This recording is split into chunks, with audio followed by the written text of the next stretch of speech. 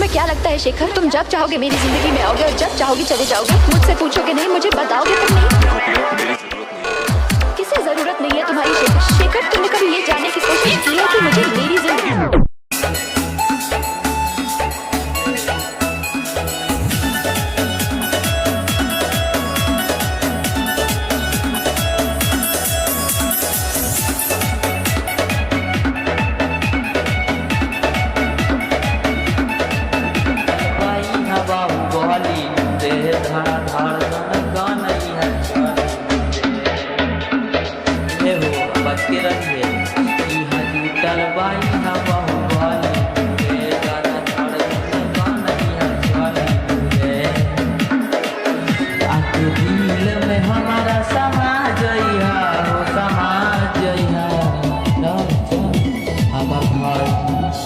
धाइल धन सब खा जइहा बारा बंदी तुरानिया